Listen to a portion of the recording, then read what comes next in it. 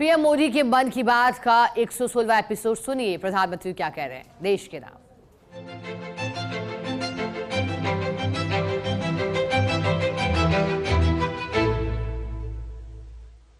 मेरे प्यारे देशवासियों, नमस्कार। मन की बात यानी देश के सामूहिक प्रयासों की बात, देश की उपलब्धियों की बात, जन जन के सामर्थ्य की बात। मन की बात यानी देश के युवा सपनों, देश के नागरिकों की आकांक्षाओं की बात। मैं पूरे महीने मन की बात का इंतजार करता रहता हूं ताकि आपसे सीधा संवाद कर सकूं। कितने ही सारे संदेश, कितने ही मैसेजेस। मेरा पूरा प्रयास रहता है कि ज्यादा से ज्यादा संदेश को पढूं, आपके सुझावों पर मंथन करूं। साथियों, आज बड़ा ही खास दिन है।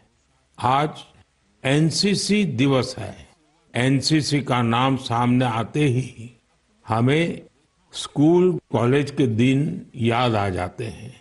मैं स्वयं भी एनसीसी कैडेट रहा हूं, इसलिए पूरे विश्वास के साथ कह सकता हूं कि इससे मिला अनुभव मेरे लिए अनमोल है। एनसीसी युवाओं में अनुशासन, नेतृत्व और सेवा की भावना पैदा करती है। आपने अपने आसपास देखा होगा, जब भी कहीं कोई आपदा होती है, चाहे बाढ़ की स्थिति हो, कहीं भूकंप आया हो, कोई हादसा हुआ हो, वहां मदद करने के लिए एनसीसी के कैडेट्स जरूर मौजूद हो जाते हैं। आज देश में एनसीसी को मजबूत करने के लिए लगातार काम हो रहा है। 2014 में करीब 14 लाख युवा एनसीसी से जुड़े थे। अब 2024 में 20 लाख से ज्यादा युवा एनसीसी से जुड़े हैं। पहले के मुकाबले 5,000 और नए स्कूल कॉलेजों में अब एनसीसी की सुविधा हो गई है। और सबसे बड़ी बात, पहले एनसीसी में गर्ल्स कैडेट्स की संख्या करीब 25% के आसपास ही होती थी। अब एनसीसी में गर्ल्स कैडेट्स की संख्या करीब करीब 40% हो गई है। बॉर्डर किनारे रहने वाले युवाओं को ज्यादा से ज्यादा एनसीसी से जोड़ने का अभियान भी लगातार जारी है। मैं युवाओं से आग्रह करूंगा कि ज्यादा से ज्यादा संख्या में एनसीसी से जुड़े। आप देखिएगा, आप किसी भी कैरियर में जाए, एनसीसी से आपके व्यक्तित्व निर्माण में बड़ी मदद मिलेगी। साथियों, विकसित भारत के निर्माण में युवाओं का रोल बहुत बड़ा है। युवा मन जब एकजुट होकर देश की आगे की यात्रा के लिए मंथन करते हैं, चिंतन करते हैं, तो निश्चित रूप से इसके ठोस रास्ते निकलते हैं। आप जानते हैं, 12 जनवरी को स्वामी विवेकानंद जी की जयंती पर देश युवा दिवस मनाता है। अगले साल स्वामी विवेकानंद जी की 162वीं जयंती है। इस बार इसे बहुत खास तरीके से मनाया जाएगा। इस अवसर पर 11-12 जनवरी को दिल्ली के भारत मंडपम में युवा विचारों का महाकुंभ होने जा रहा है। और इस पहल का नाम है Viksit Bharat young leaders dialogue. Bharat भर से करोड़ों युवा इसमें भाग लेंगे। गांव, ब्लॉक, जिले, राज्य और वहां से निकलकर के चुने हुए ऐसे 2000 युवा भारत मंडपम में विकसित भारत यंग लीडर्स डायलॉग के लिए जुटेंगे। आपको याद होगा, मैंने लाल किले की प्राचीर से ऐसे युवाओं से राजनीति में आने का आह्वान किया है जिनके परिवार का कोई भी व्यक्ति और पूरे परिवार का पॉलिटिकल बैकग्राउंड नहीं है। ऐसे 1 लाख युवाओं को, नए युवाओं को राजनीति से जोड़ने के लिए देश में कई तरह के विशेष अभियान चलेंगे। विकसित भारत यंग लीडर्स डायलॉग भी ऐसा ही एक प्रयास है। इसमें देश और विदेश से एक्सपर्ट्स आएंगे, अनेक राष्ट्रीय और अंतर्राष्ट्रीय हस्तियां भी रहेगी। मैं भी इसमें ज्यादा से ज्यादा समय उपस्थित रहूंगा। युवाओं के सीधे हमारे सामने अपने आइडियाज को रखने का अवसर मिलेगा। देश इन आइडियाज को कैसे आगे लेकर जा सकता है, कैसे एक ठोस रोडमैप बन सकता है, इसका एक ब्लूप्रिंट तैयार किया जाएगा। तो आप भी तैयार हो जाइए। जो भारत के भविष्य का निर्माण करने वाले हैं, जो देश की भावी पीढ़ी है, उनके लिए ये बहुत बड़ा मौका आ रहा है। आइए मिलकर देश बनाएं, देश को विकसित बनाएं। मेरे प्यारे देशवासियों, मन की बात में हम अक्सर ऐसे युवाओं की चर्चा करते हैं जो निस्वार्थ भाव से समाज के लिए काम कर रहे हैं। ऐसे कितने ही युवा हैं जो लोगों की छोटी छोटी समस्याओं का समाधान निकालने में जुटे हैं। हम अपने आसपास देखें तो कितने ही लोग दिख जाते हैं जिन्हें किसी न किसी तरह की मदद चाहिए, कोई जानकारी चाहिए। मुझे ये जानकर अच्छा लगा, कुछ युवाओं ने समूह बनाकर इस तरह की बात को भी एड्रेस किया है। जैसे लखनऊ के रहने वाले वीरेंद्र हैं, वो बुजुर्गों को डिजिटल लाइफ सर्टिफिकेट के काम में मदद करते हैं। आप जानते हैं कि नियमों के मुताबिक सभी पेंशनर्स को साल में एक बार लाइफ सर्टिफिकेट जमा कराना होता है। 2014 तक इसकी प्रक्रिया यह थी, इसे बैंकों में जाकर बुजुर्ग को खुद जमा करना पड़ता था। आप कल्पना कर सकते हैं कि इससे हमारे बुजुर्गों को कितनी असुविधा होती थी। अब यह व्यवस्था बदल चुकी है। अब डिजिटल लाइफ सर्टिफिकेट देने से चीजें बहुत ही सरल हो गई हैं। बुजुर्गों को बैंक नहीं जाना पड़ता। बुजुर्गों को टेक्नोलॉजी की वजह से कोई दिक्कत ना आए, इसमें वीरेंद्र जैसे युवाओं की बड़ी भूमिका है। वो अपने क्षेत्र के बुजुर्गों को इसके बारे में जागरूक करते रहते हैं। इतना ही नहीं, वो बुजुर्गों को टैक्स सेवी भी बना रहे हैं। ऐसे ही प्रयासों से आज डिजिटल लाइफ सर्टिफिकेट पाने वालों की संख्या 80 लाख के आंकड़े को पार कर गई है। इनमें से 2 लाख से ज्यादा ऐसे बुजुर्ग हैं जिनकी आयु 80 के भी पार हो गई है।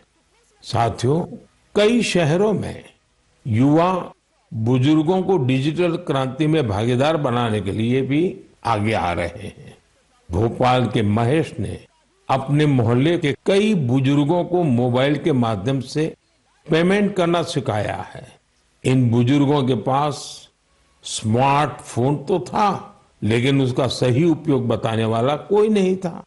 बुजुर्गों को डिजिटल अरेस्ट के खतरे से बचाने के लिए भी युवा आगे आए हैं। अहमदाबाद के राजीव लोगों को डिजिटल अरेस्ट के खतरे से आगाह करते हैं। मैंने मन की बात के पिछले एपिसोड में डिजिटल अरेस्ट की चर्चा की थी। इस तरह के अपराध के सबसे ज्यादा शिकार बुजुर्ग ही बनते हैं। ऐसे में हमारा दायित्व है कि हम उन्हें जागरूक बनाएं और साइबर फ्रॉड से बचने में मदद करें। हमें बार बार लोगों को समझाना होगा कि डिजिटल अरेस्ट नाम का सरकार में कोई भी प्रावधान नहीं है। ये सरासर झूठ, लोगों को फंसाने का एक षड्यंत्र है। मुझे खुशी है कि हमारे युवा साथी इस काम में पूरी संवेदनशीलता से हिस्सा ले रहे हैं और दूसरों को भी प्रेरित कर रहे हैं। मेरे प्यारे देशवासियों, आजकल बच्चों की पढ़ाई को लेकर कई तरह के प्रयोग हो रहे हैं। कोशिश यही है कि हमारे बच्चों में क्रिएटिविटी और बढ़े, किताबों के लिए उनमें प्रेम और बढ़े। कहते भी हैं किताबें इंसान की सबसे अच्छी दोस्त होती हैं। और अब इस दोस्ती को मजबूत करने के लिए लाइब्रेरी से ज्यादा अच्छी जगह और क्या होगी।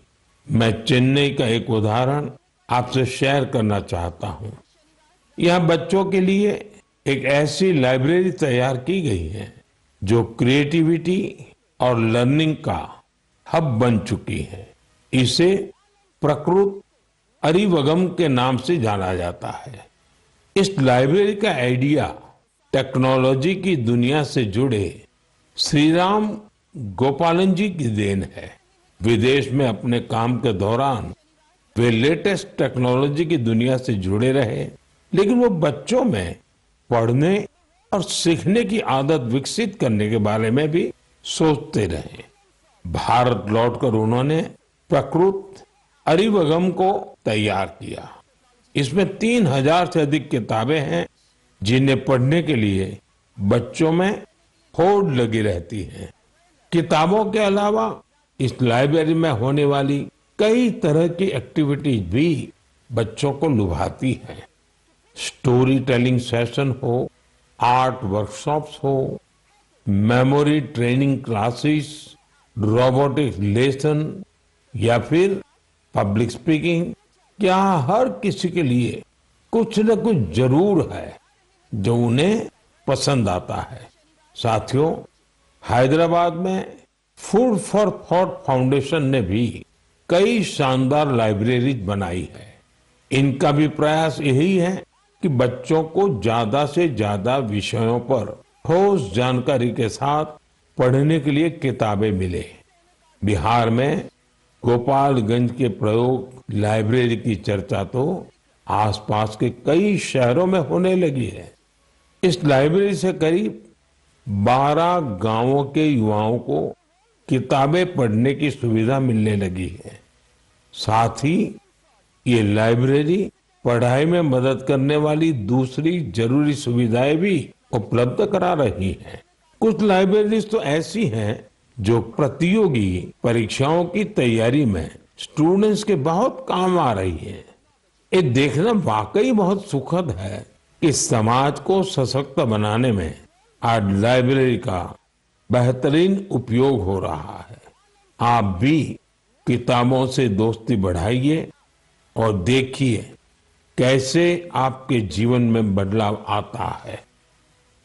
मेरे प्यारे देशवासियों, परसों रात ही मैं दक्षिण अमेरिका के देश गयाना से लौटा हूं। भारत से हजारों किलोमीटर दूर गयाना में भी एक मिनी भारत बसता है। आज से लगभग 180 वर्ष पहले गयाना में भारत के लोगों को खेतों में मजदूरी के लिए, दूसरे कामों के लिए ले जाया गया था। आज गयाना में भारतीय मूल के लोग राजनीति, व्यापार, शिक्षा और संस्कृति के हर क्षेत्र में गयाना का नेतृत्व कर रहे हैं। गयाना के राष्ट्रपति डॉक्टर इरफान अली भी भारतीय मूल के हैं, जो अपनी भारतीय विरासत पर गर्व करते हैं। जब मैं गयाना में था तभी मेरे मन में एक विचार आया था जो मैं मन की बात में आपसे शेयर कर रहा हूं। गयाना की तरह ही दुनिया के दर्जनों देशों में लाखों की संख्या में भारतीय हैं। दशकों पहले की, 200-300 साल पहले की उनके पूर्वजों की अपनी कहानियां हैं। क्या आप ऐसी कहानियों को खोज सकते हैं कि किस तरह भारतीय प्रवासियों ने अलग अलग देशों में अपनी पहचान बनाई, कैसे उन्होंने वहां की आजादी की लड़ाई के अंदर हिस्सा लिया, कैसे उन्होंने अपनी भारतीय विरासत को जीवित रखा। मैं चाहता हूं कि आप ऐसी सच्ची कहानियों को खोजें और मेरे साथ शेयर करें। आप इन कहानियों को नमो ऐप पर या माई गॉव पर #इंडियन डायस्पोरा स्टोरीज के साथ भी शेयर कर सकते हैं। साथियों, आपको ओमान में चल रहा एक एक्स्ट्रा ऑर्डिनरी प्रोजेक्ट भी बहुत दिलचस्प लगेगा। अनेकों भारतीय परिवार कई शताब्दियों से ओमान में रह रहे हैं। इनमें से ज्यादातर गुजरात के कच्छ से जाकर बसे हैं। इन लोगों ने व्यापार के महत्वपूर्ण लिंक तैयार किए थे। आज भी उनके पास ओमानी नागरिकता है, लेकिन भारतीयता उनकी रग रग में बसी है। ओमान में भारतीय दूतावास और नेशनल आर्काइव्स ऑफ इंडिया के सहयोग से एक टीम ने इन परिवारों की हिस्ट्री को प्रिजर्व करने का काम शुरू किया है। इस अभियान के तहत अब तक हजारों डॉक्यूमेंट्स जुटाए जा चुके हैं। इनमें diary, account book, ledgers, letters और टेलीग्राम शामिल है। इनमें से कुछ दस्तावेज तो सन 1838 के भी हैं। ये दस्तावेज भावनाओं से भरे हुए हैं।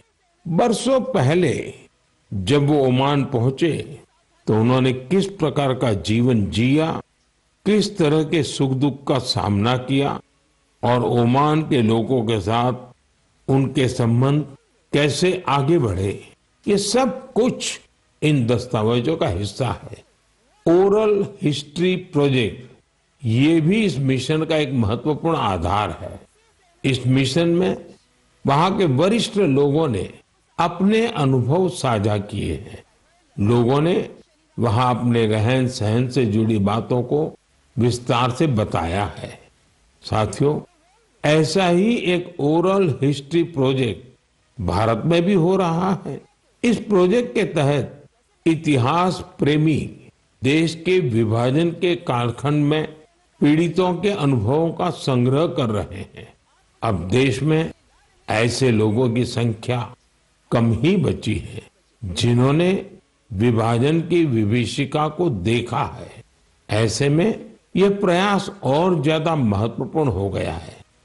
साथियों, जो देश, जो स्थान अपने इतिहास को संजो कर रखता है, उसका भविष्य भी सुरक्षित रहता है। इसी सोच के साथ एक प्रयास हुआ है जिसमें गांवों के इतिहास को संजोने वाली एक डायरेक्टरी बनी है।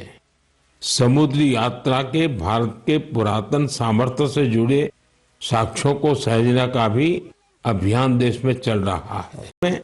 लोथल में एक बहुत बड़ा म्यूजियम भी बनाया जा रहा है। इसके अलावा आपके संज्ञान में कोई मैन्युस्क्रिप्ट हो, कोई ऐतिहासिक दस्तावेज हो, कोई हस्तलिखित प्रत हो, तो उसे भी आप नेशनल आर्काइव्स ऑफ इंडिया की मदद से सहेज सकते हैं। साथियों, मुझे स्लोवाकिया में हो रहे ऐसे ही एक और प्रयास के बारे में पता चला है जो हमारी संस्कृति को संरक्षित करने और उसे आगे बढ़ाने से जुड़ा है। यहाँ पहली बार स्लोवाक लैंग्वेज में हमारे उपनिषदों का अनुवाद किया गया है। इन प्रयासों से भारतीय संस्कृति के वैश्विक प्रभाव का भी पता चलता है। हम सभी के लिए ये गर्व की बात है कि दुनिया भर में ऐसे करोड़ों लोग हैं जिनके हृदय में भारत बसता है। मेरे प्यारे देशवासियों, अब मैं आपसे देश की एक ऐसी उपलब्धि साझा करना चाहता हूं जिसे सुनकर आपको खुशी भी होगी और गौरव भी होगा, और अगर आपने नहीं किया है तो शायद पछतावा भी होगा। कुछ महीने पहले हमने एक पेड़ मां के नाम अभियान शुरू किया था। इस अभियान में देश भर के लोगों ने बहुत उत्साह से हिस्सा लिया। मुझे ये बताते हुए बहुत खुशी हो रही है कि इस अभियान ने 100 करोड़ पेड़ लगाने का अहम पड़ाव पार कर लिया है। 100 करोड़ पेड़, वो भी सिर्फ 5 महीनों में। ये हमारे देशवासियों के अथक प्रयासों से ही संभव हुआ है। इससे जुड़ी एक और बात जानकर आपको गर्व होगा। एक पेड़ मां के नाम अभियान अब दुनिया के दूसरे देशों में भी फैल रहा है। जब मैं गयाना में था तो वहां भी इस अभियान का साक्षी बना। वहां मेरे साथ गयाना के राष्ट्रपति डॉक्टर इरफान अली, उनकी पत्नी की माताजी और परिवार के बाकी सदस्य एक पेड़ मां के नाम अभियान में शामिल हुए। साथियों, देश के अलग अलग हिस्सों में ये अभियान लगातार चल रहा है। मध्य प्रदेश के इंदौर में एक पेड़ मां के नाम अभियान के तहत पेड़ लगाने का रिकॉर्ड बना है। यहाँ 24 घंटे में 12 लाख से ज्यादा पेड़ लगाए गए। इस अभियान की वजह से इंदौर की रेवती हिल्स के बंजर इलाके अब ग्रीन जोन में बदल जाएंगे। राजस्थान के जैसलमेर में इस अभियान के द्वारा एक अनोखा रिकॉर्ड बना। यहां महिलाओं की एक टीम ने 1 घंटे में 25,000 पेड़ लगाए। माताओं ने मां के नाम पेड़ लगाया और दूसरों को भी प्रेरित किया। यहां एक ही जगह पर 5,000 से ज्यादा लोगों ने मिलकर पेड़ लगाए। ये भी अपने आप में एक रिकॉर्ड है। एक पेड़ मां के नाम अभियान के तहत कई सामाजिक संस्थाएं स्थानीय जरूरतों के हिसाब से पेड़ लगा रही है।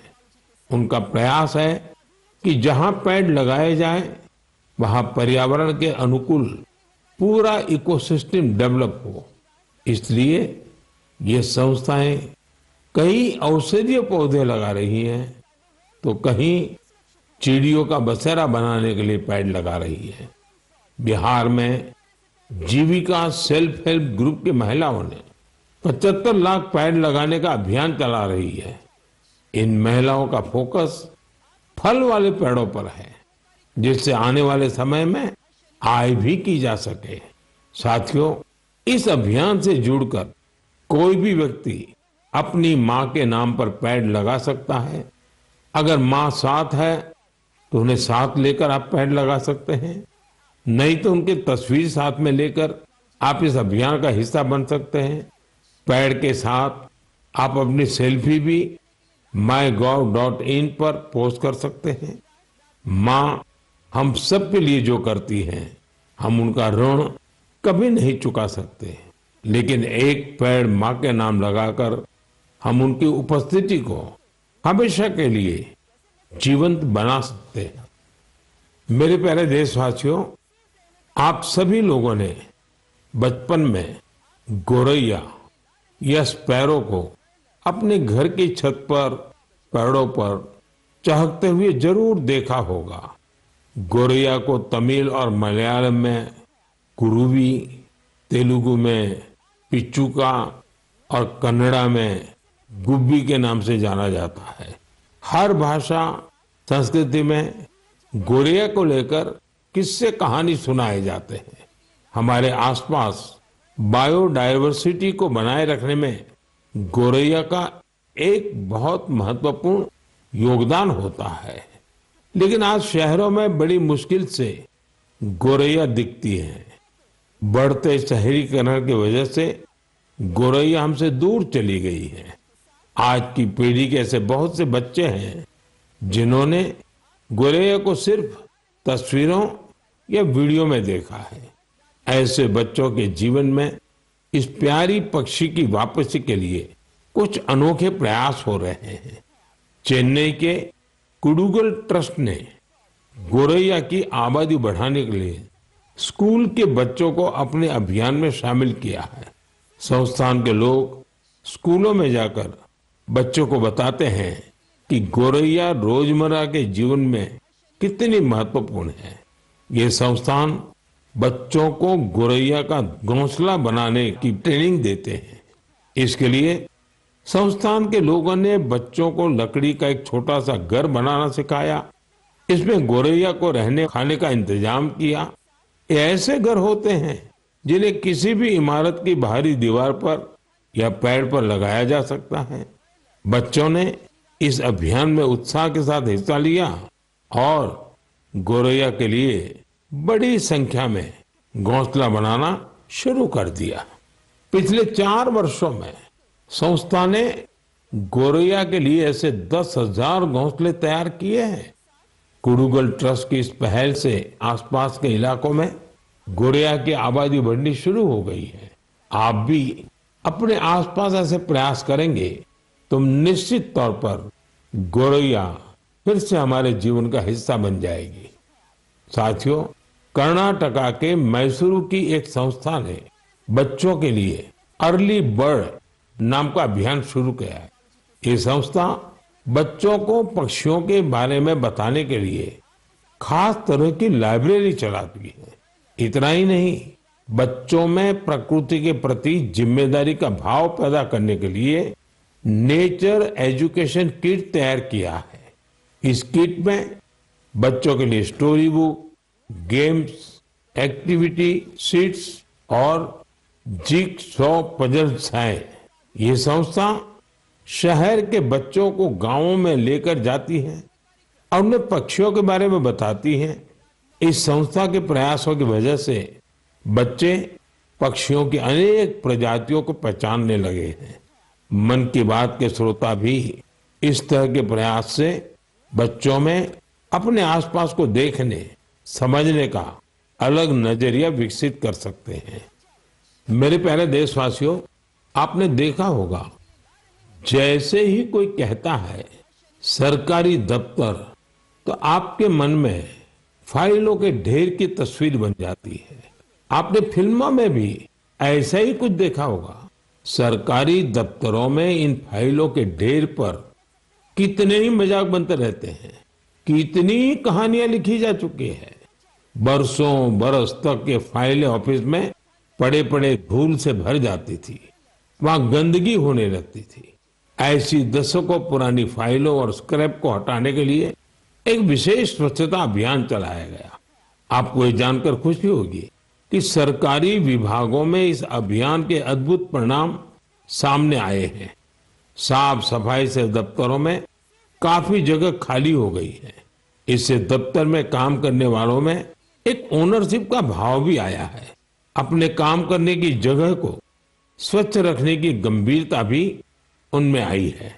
साथियों, आपने अक्सर बड़े बुजुर्गों को कहते सुना होगा कि जहां स्वच्छता होती है वहां लक्ष्मी जी का वास होता है। हमारे यहाँ कचरे से कंचन का विचार बहुत पुराना है। देश के कई हिस्सों में युवा बेकार समझे जाने वाली चीजों को लेकर कचरे से कंचन बना रहे हैं, तरह तरह के इनोवेशन कर रहे हैं। इससे वो पैसे कमा रहे हैं, रोजगार के साधन विकसित कर रहे हैं। ये युवा अपने प्रयासों से सस्टेनेबल लाइफस्टाइल को बड़ी बढ़ावा दे रहे हैं। मुंबई की दो बेटियां का ये प्रयास वाकई बहुत प्रेरक है।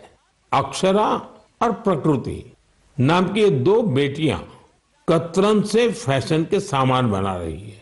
आप भी जानते हैं, कपड़ों की कटाई सिलाई के दौरान जो कतरन निकलती है, इसे बेकार समझकर फेंक दिया जाता है। अक्षरा और प्रकृति की टीम उन्हीं कपड़ों के कचरे को फैशन प्रोडक्ट में बदलती है। कतरन से बनी टोपियां, बैग हाथों हाथ बिक भी रही है। साथियों, साफ सफाई को लेकर यूपी के कानपुर में भी अच्छी पहल हो रही है। यहाँ कुछ लोग रोज सुबह मॉर्निंग वॉक पर निकलते हैं और गंगा के घाटों पर फैले प्लास्टिक और अन्य कचरे को उठा लेते हैं। इस समूह को कानपुर प्लॉगर्स ग्रुप नाम दिया गया है। इस मुहिम की शुरुआत कुछ दोस्तों ने मिलकर की थी। धीरे धीरे ये जन भागीदारी का बड़ा अभियान बन गया। शहर के कई लोग इसके साथ जुड़ गए हैं। इसके सदस्य अब दुकानों और घरों से भी कचरा उठाने लगे हैं। इस कचरे से रिसाइकल प्लांट में ट्री गार्ड तैयार किए जाते हैं।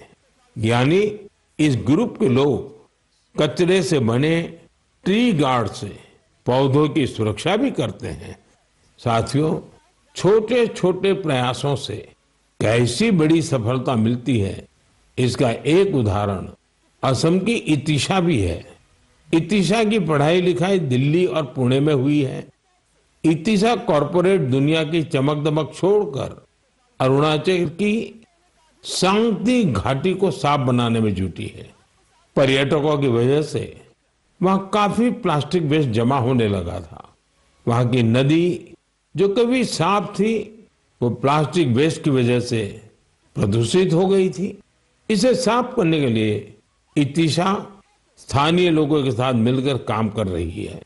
उनके ग्रुप के लोग वहां आने वाले टूरिस्ट को जागरूक करते हैं और प्लास्टिक वेस्ट को कलेक्ट करने के लिए पूरी घाटी में बांस से बने कूड़ेदान लगाते हैं। साथियों, ऐसे प्रयासों से भारत के स्वच्छता अभियान को गति मिलती है। ये निरंतर चलते रहने वाला अभियान है। आपके आसपास भी ऐसा जरूर होता ही होगा। आप मुझे ऐसे प्रयासों के बारे में जरूर लिखते रहिए। साथियों, मन की बात के इस एपिसोड में फिलहाल इतना ही। मुझे तो पूरे महीने आपकी प्रतिक्रियाओं, पत्रों और सुझावों का खूब इंतजार रहता है। हर महीने आने वाली आपके संदेश मुझे और बेहतर करने की प्रेरणा देते हैं। अगले महीने हम फिर मिलेंगे मन की बात के एक और अंक में, देश और देशवासियों की नई उपलब्धियों के साथ। तब तक के लिए आप सभी देशवासियों को मेरी ढेर सारी शुभकामनाएं। बहुत बहुत धन्यवाद।